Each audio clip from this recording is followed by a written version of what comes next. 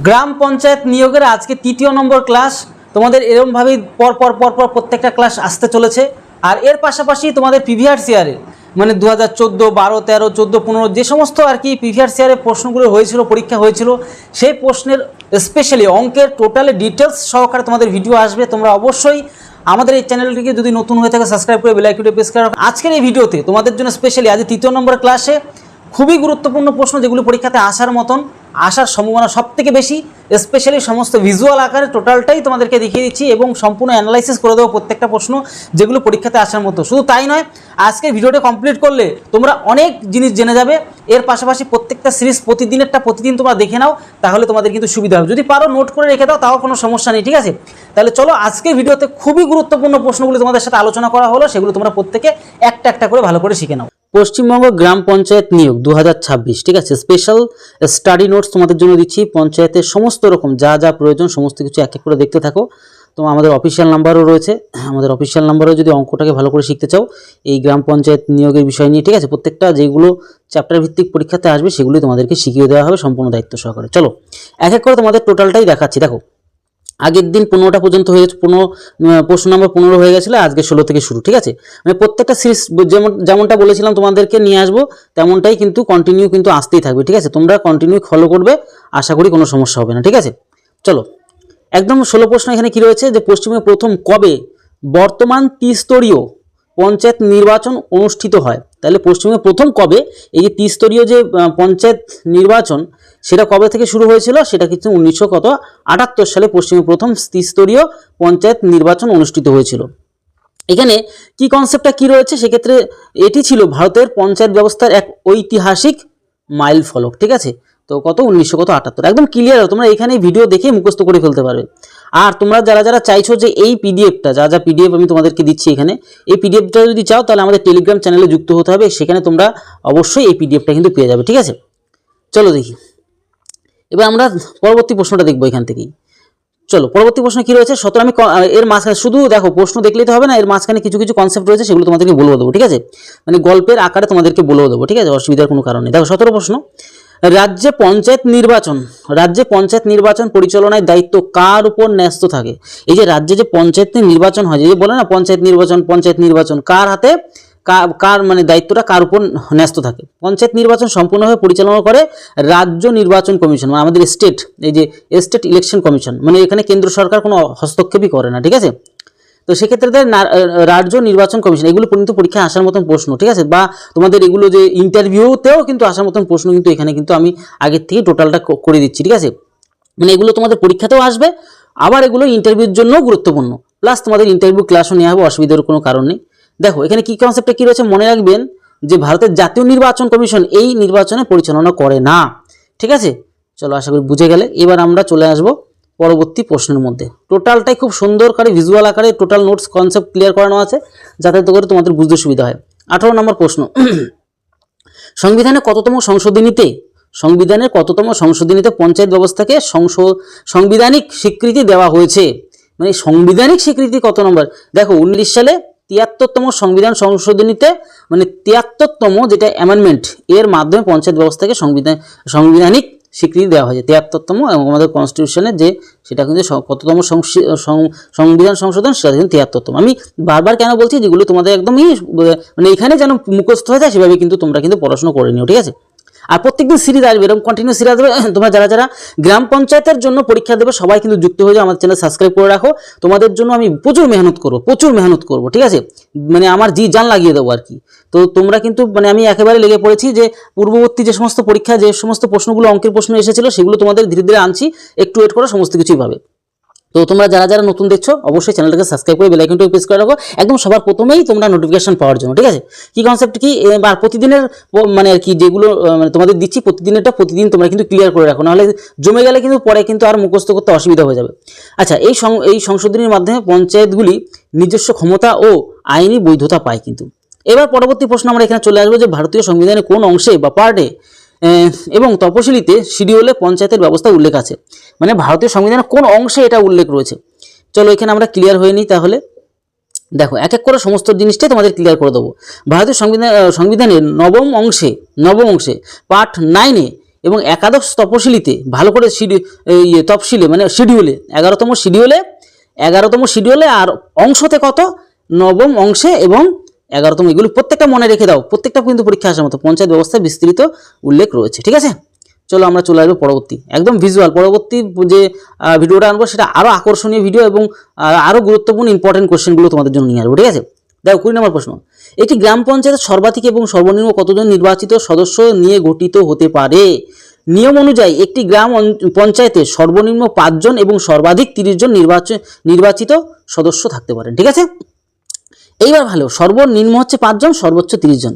কত সুন্দর করে প্রত্যেকটা জিনিস কনসেপচুয়ালি দেওয়া হয়েছে, ঠিক আছে। তোমার মনে হচ্ছে যাতে পড়াটা মানে খুবই সুন্দর করে তোমরা মুখস্থ করে নিতে পারো। ঠিক আছে, কি কনসেপ্টে কি সদস্য সংখ্যা নির্বাচিত হয় এলাকার জনসংখ্যার ভিত্তিতে, মানে জনসংখ্যা এই যে এলাকার কোনো এলাকায় জনসংখ্যা কেমন আছে তার ভিত্তিতে করে কিন্তু এই সদস্যগুলো মানে তৈরি করা হয়, কতজন সদস্য হবে না হবে, 5 থেকে 30-এর মধ্যে আর কি হয়। গ্রাম পঞ্চায়েতের প্রধান, দেখো গ্রাম পঞ্চায়েতের প্রধান তার পদ থেকে ইস্তফা দিতে চাইলে তিনি কার কাছে পদত্যাগপত্র জমা দেবেন? দেখ গ্রাম প্রধান মনে করছে যে আর না ভালো লাগছে না বা বিভিন্ন কাজে জড়িয়ে গেছে বা শরীর অসুখ বা বিভিন্ন ধরনের অসুবিধা হতেই পারে বা জনগণ চাইছে না, তখন তিনি যদি মনে করেন না আমি আর থাকবোই না এই পদে, প্রধানের পদে, ঠিক আছে, গ্রাম প্রধানের পদে, তখন তিনি কার কাছে পদত্যাগ করবে? পদত্যাগ করতে চাইলে তাকে সংশ্লিষ্ট ব্লক ডেভেলপমেন্ট অফিসার, মানে ওই যে ভিডিও এর আগের দিন বললাম না, ভিডিওই কি করে শপথ বাক্য পাঠ করা, এর আগের দিন তোমাদের ভিডিওতে বলেছিলাম, ভিডিও মানে ব্লক ডেভেলপমেন্ট অফিসার, ঠিক আছে, এর কাছে পদত্যাগপত্র জমা দিতে হয়। বুঝতে পারলে, ভিডিওর কাছে জমা দিতে হবে। এবার আমাদের প্রশ্নগুলো তোমাদের কেমন লাগছে অবশ্যই কমেন্ট বক্সে জানাতে কিন্তু ভুলো না, তোমাদের জন্য অনেক মেহনত করব, প্লাস মানে করার চেষ্টাও করছি। দেখো গ্রাম পঞ্চায়েতের সাধারণ সভা মাসে অন্তত কতবার ডাকা বাধ্যতামূলক? মানে গ্রাম পঞ্চায়েতের সাধারণ সভা মাসে অন্তত কতবার ডাকা বাধ্যতামূলক? দেখো গ্রাম পঞ্চায়েতের কাজ সুষ্ঠুভাবে পরিচালনার জন্য মাসে অন্তত একবার সাধারণ সভা ডাকা প্রয়োজন, বাধ্যতামূলক, ঠিক আছে, মাসে অন্তত একটি বার। চলো আমরা পরবর্তী, গ্রাম পঞ্চায়েতের সভা ডাকার দায়িত্ব কার? গ্রাম পঞ্চায়েতের সভা ডাকা, সভা বলে একটা মিটিং টিটিং করা আর কি, যে গ্রামটাকে কি করে আরো ভালো করে চালানো যায় বা আরো উন্নত কি করে করা যায়, ঠিক আছে। সভা ডাকার মূল দায়িত্ব হলো পঞ্চায়েতের প্রধানের, এই যে প্রধান বলি না আমার প্রধান, তিনি সভার স্থান সময় এবং আলোচ্য সূচি নির্ধারণ করে, কোথায় বসবে কোথায় কি সময় সেগুলো তিনি কিন্তু আলোচনা করে দেয়, ঠিক আছে, সবাই মিলেমিশে আর কি আলোচনা হয়। চলো পরবর্তী বিষয়টা আমরা দেখব। দেখো এখানে কি রয়েছে, গ্রাম পঞ্চায়েতের সবার জন্য ন্যূনতম কতজন সদস্যের উপস্থিত বা কোরাম প্রয়োজন? মানে গ্রাম পঞ্চায়েত সবার জন্য ন্যূনতম কতজন সদস্যের উপস্থিত থাকা প্রয়োজন, এক কথায় সবার কাজ বৈধভাবে পরিচালনার জন্য মোট নির্বাচিত সদস্যের 1/3, মানে 3 ভাগে 3 জনের মধ্যে একজন আসতেই হবে, এরকম একটা ব্যাপার, সদস্যের উপস্থিত বা কোরাম প্রয়োজন, ঠিক আছে, মানে 3 জনের মধ্যে একজন আসতে হবে। কত সুন্দর করে তোমাদের ভিজুয়াল করে দিচ্ছি যাতে করে তোমাদের সুবিধা হয় বুঝতে, ঠিক আছে। 1/3, আচ্ছা, কোরাম না হলে সেই সভায় কোনো নির্দিষ্ট আইনি বৈধতা পায় না, মানে যদি 3 জনের মধ্যে একজন না হয় তাহলে মানে আইনতভাবে কোনো রকম বৈধতা স্বীকৃতি পায় না, এরকম একটা ব্যাপার। আচ্ছা, সংবিধানের একাদশ তপশিলিতে পঞ্চায়েতগুলির উপর কতগুলি বিষয়ের ক্ষমতা ও দায়িত্ব অর্পণ করা হয়েছে? মোট 29টি বিষয়ের দায়িত্ব পঞ্চায়েতগুলির উপর অর্পণ করা হয়েছে, 29টি, বুঝতে পারলে, মানে বিরাট একটা ব্যাপার, 29টা দায়িত্ব। উদাহরণস্বরূপ মানে দু একটা গুরুত্বপূর্ণ এগুলো তোমাদের বলেছি, কৃষি, গ্রামীণ আবাসন, পানীয় জল, বৈদ্যুতিকরণ ইত্যাদি, ওই যে গ্রামের রাস্তায় রাস্তায় বৈদ্যুতিকরণ, এগুলো মানে এই সমস্ত আরও অনেক কিছু আছে, গুরুত্বপূর্ণ কয়েকটা তোমাদেরকে বলে দিলাম, ঠিক আছে। এবার আমরা চলে আসবো পরবর্তী কোশ্চেনে, আমরা এখানে চলে আসবো পরবর্তী কোশ্চেনে কি রয়েছে সেটা ভালো করে আমরা দেখে নেবো, ঠিক আছে। এখানটায় যে ত্রিস্তরীয় ভালো করে বুঝ, ত্রিস্তরীয় পঞ্চায়েত ব্যবস্থা কোন স্তরে স্থানীয় বিধায়ক MLA বা সংসদরা MP পদাধিকার বলে সদস্য হতে পারে না। এটা হচ্ছে গ্রাম পঞ্চায়েত স্তরে বিধায়ক বা সদস্যরা আমাদের সদস্য হতে পারে না, ঠিক আছে। মানে এই যে তোমার এই প্রশ্নটা ভালো করে খেয়াল করবে যে ত্রিস্তরীয় পঞ্চায়েতের ব্যবস্থা কোন স্তর, 3টে স্তর রয়েছে, ঠিক আছে, ব্যবস্থা MLA আর হচ্ছে MP মানে সংসদরা পদাধিকার বলে সদস্য হতে পারে না, মানে তার নিচে পোস্টে আসতে পারে না। এই গ্রাম পঞ্চায়েত স্তরে বিধায়ক বা সংসদরা সদস্য হতে পারে না, ঠিক আছে। তারা মূলত পঞ্চায়েতের সমিতি ও জেলা পরিষদের সদস্য হয়ে থাকেন, বুঝতে পারলে, এগুলি ভালো করে বুঝবে। আর প্রত্যেকদিন যেহেতু ক্লাস আসবে অসুবিধা নেই, সমস্ত ক্লিয়ার হয়ে যাবে, ঠিক আছে, কন্টিনিউ খেয়াল করবে। আমি এই গ্রাম পঞ্চায়েতের টোটাল বিষয়টাই তোমাদের বুঝিয়ে দেবো যাতে তোমাদের কোনো অসুবিধা না হয়। গ্রাম পঞ্চায়েতে আর একটা কথা তোমাদেরকে বলে রাখি, তোমরা যারা অঙ্কটাকে ভালো করে শিখতে চাও, ঠিক আছে, তোমরা এই জিনিসটা অনেকে বোঝো না, ঠিক আছে, আমি সম্পূর্ণ ম্যাথটাকে এই যে ম্যাথের যতগুলো চ্যাপ্টার পরীক্ষাতে আসবে মানে এই গ্রাম পঞ্চায়েত নিয়োগের ক্ষেত্রে ততগুলো আমি সম্পূর্ণ দায়িত্ব সহকারে প্রত্যেকটা চ্যাপ্টার তোমাদের ভালো করে খুব সুন্দর করে তোমাদেরকে শিখিয়ে দেবো। আর তোমাদের জন্য ক্লাস আসতে শুরু করেছে, ঠিক আছে? এই 1-2 দিনের মধ্যে সমস্ত ক্লাস আসা শুরু হবে। পূর্ববর্তী থেকে আগে দেওয়া শুরু করবো, যেটা প্রিভিয়াস ইয়ার যে সমস্ত কোশ্চেনগুলো পরীক্ষাতে এসেছিলো এই গ্রাম পঞ্চায়েতে সেগুলো আগে কভার করে দিয়ে তোমাদের প্রত্যেকটা চ্যাপ্টার ভিত্তিক সব ক্লিয়ার করে দেবো। তোমরা যারা যারা এক্ষুনি ভর্তি হতে চাইছো, সিট যদি বুকিং করে রাখতে চাও, তাহলে আমাদের এই যে অফিসিয়াল নাম্বারে যোগাযোগ করে সমস্ত জিনিসগুলো জেনে তোমরা সিট বুকিং করে রেখে দাও, ঠিক আছে? মানে শুধু অঙ্কই না, সমস্ত জিনিস মানে মেন আমি তোমাদেরকে শেখাবো হচ্ছে অঙ্কটাকে, ঠিক আছে? আর বাদ বাকিটুকু আমি যতটা পারবো তোমাদের গাইডও করে দেবো, ঠিক আছে? স্পেশাল গ্রুপের মাধ্যমে, ঠিক আছে? মেন তোমাদের অঙ্কটাকে একদম সম্পূর্ণ, এবং তোমাদের যে স্পেশাল গ্রুপে সবাই যুক্ত হয়েছে সেই গ্রুপে তোমাদের কিন্তু আমি ফ্রি তোমাদের সমস্ত নোটস মেটেরিয়াল যা যা প্রয়োজন সেগুলো আমি যতটা পারছি ততটা দেওয়ার চেষ্টা করছি। এই হচ্ছে ব্যাপার, তোমরা শুনে নেবে। আমরা আমাদের অফিসিয়াল নাম্বারে যোগাযোগ করে সমস্ত বিষয়টা ভালো করে শুনেও নেবো, অসুবিধার কোনো কারণ নেই, ঠিক আছে? চলো পরবর্তী আমরা কোশ্চেনে চলে আসবো। এবার আমরা চলে আসবো কি, যে গ্রাম পঞ্চায়েত এলাকার জন্ম ও মৃত্যুর শংসাপত্র মানে বা তেমন ডেথ সার্টিফিকেট, জন্ম এবং মৃত্যু সার্টিফিকেট আদান করার আইনি দায়িত্ব কার? বলছে গ্রাম পঞ্চায়েতের প্রধান ও পঞ্চায়েত সচিব সাধারণত এই শংসাপত্র প্রদানের কার্যগুলি পরিচালনা করেন, মানে গ্রাম পঞ্চায়েতে আর কি ব্যাপারটা হয়, ঠিক আছে?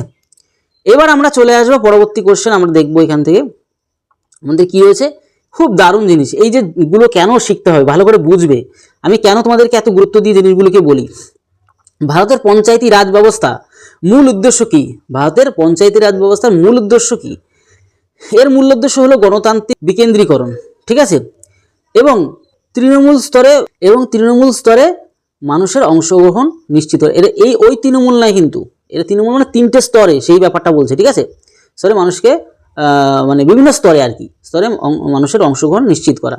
ক্ষমতা কেন্দ্র থেকে সাধারণ গ্রামের মানুষের হাতে তুলে দেওয়াটাই এর লক্ষ্য। মানে কেন্দ্রের যে টাকা পয়সা দেওয়া হয় সেটা একদম গ্রামের জনসাধারণের কাছে পৌঁছে যেন যেতে পারে, তার জন্যই অ্যাকচুয়ালি পঞ্চায়েতি রাজ ব্যবস্থাটা শুরু করা হয়েছে, বুঝতে পারলে? মানে কেন্দ্র সরকার টাকা পাঠাচ্ছে অথচ সাধারণ মানুষ পাচ্ছে না, এটা যেন না হয় তার জন্য এই মানে আমাদের পঞ্চায়েতের মানে গ্রামকে রক্ষণাবেক্ষণ করবে বা দেখাশুনো করবে আমাদের গ্রাম পঞ্চায়েত। আর আরেকটা জিনিস তোমাদেরকে আজকে ভিডিওর মাধ্যমে একটা ছোট্ট কথা বলবো, ভালো করে খেয়াল করে দেখবে। এই যে যারা আর কি গ্রাম পঞ্চায়েতের প্রধান বা সামথিং যাই হয়, ম্যাক্সিমাম 90% দেখবে ভোটের পরে বেশিরভাগ ক্ষেত্রে আসতেই চায় না, বাড়িতে দেখাশুনো করতে আসে না বা খোঁজ খবরও রাখে না। তো এইটা আমার মনে হয় খুবই খারাপ একটা জিনিস। সে যেই পার্টি হোক না কেন, অবশ্যই প্রতিটা গ্রামে অন্তত মাসে 1-2 দিন করে যাওয়া প্রয়োজন, মানুষের খোঁজ খবর নেওয়া প্রয়োজন। অ্যাকচুয়ালি সেই দায়িত্বের জন্যই তো পঞ্চায়েতি ব্যবস্থা। আমি জানি না, তোমরা অবশ্যই কমেন্ট বক্সে কমেন্ট করবে কেমনটা হওয়া প্রয়োজন, ঠিক আছে? দেখো, কেন্দ্রে ক্ষমতা, তারপরে কেন্দ্র থেকে ধরো কোনো একটা ভালো জিনিস জনসাধারণের জন্য দেওয়ার প্রয়োজন, তখন কেন্দ্র থেকে রাজ্যে দেওয়া হয়, রাজ্য থেকে জেলায় দেওয়া হয়, জেলা থেকে ব্লকে দেওয়া হয়, ব্লকে থেকে একদম গ্রাম এবং জনগণকে দিয়ে দেওয়া হয়, ঠিক আছে? কোনো আর্থিক সুবিধা হোক বা মানুষের কোনো সুবিধার্থে যদি কোনো কিছু দেওয়া হয়। তো দেখো পরবর্তী প্রশ্ন, দেখো গ্রাম পঞ্চায়েতে নিজস্ব তহবিলের আয় ব্যয়ের হিসাবপত্র কে বা কারা অডিট বা পরীক্ষা করেন? এই যে গ্রাম পঞ্চায়েত নিজস্ব তহবিলে যে আয় ব্যয় হচ্ছে, যে কতটা আয় করছে গ্রাম পঞ্চায়েত, মানে কত কোথায় মানে যা যা টাকা পয়সা পেয়েছে, এবার এগুলি কি সত্যি খরচ করছে বা কোন খাতে খরচ করছে কত টাকা, সেগুলি কোথায় কারা হিসেব রাখে?